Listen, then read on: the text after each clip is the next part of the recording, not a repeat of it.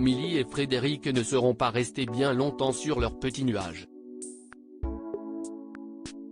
Lors de l'épisode de Mariés au premier regard 2022, M6, du 30 mai, les téléspectateurs ont découvert que les deux candidats avaient pris la décision de divorcer après de multiples disputes. Interrogée sur le sujet, la maman de Lina, 1 an, a livré sa version des faits. CIST auprès de Télévision Mag qu'Émilie a choisi de ne dire plus. Ainsi, on apprend que sa première dispute avec Frédéric ne s'est pas déroulée à la fin du voyage de noces, à Prague, mais lors du banquet de mariage. La raison ? Leur mode de vie différent. À ce moment-là, un doute s'est installé dans l'esprit de la candidate. Elle a malgré tout savouré chaque instant de leur lune de miel, même si une nouvelle dispute a éclaté. Mais lorsqu'il est venu chez elle, la brunette a eu l'impression que le charmant métis avait peur de la vie avec un bébé. J'ai compris que cela risquait de ne pas aller entre nous, a-t-elle précisé. Émilie ne s'était malheureusement pas trompée. Les disputes ont repris de plus belle quand Frédéric est retourné chez lui car, très prise par son travail et sa vie de maman solo, elle ne pouvait pas lui consacrer autant de temps qu'il le souhaitait.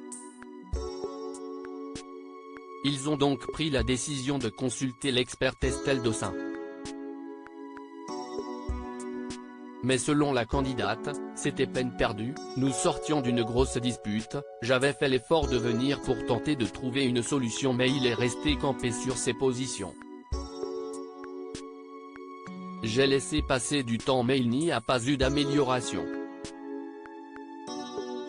Frédéric cherchait des prétextes pour mettre un terme à notre relation, il ne voulait plus de notre histoire.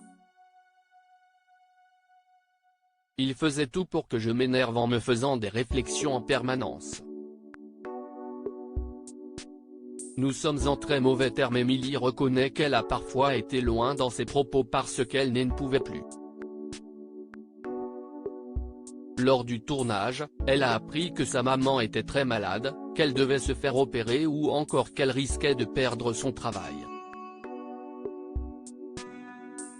C'était donc la goutte d'eau qui a fait déborder le vase.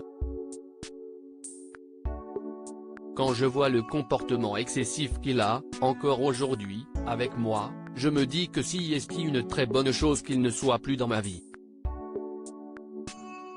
Je ne me remettrai jamais avec lui, il est tout le contraire de ce que je recherche. Notre divorce est acté administrativement. Nous n'avons plus le moindre contact, nous sommes en très mauvais termes.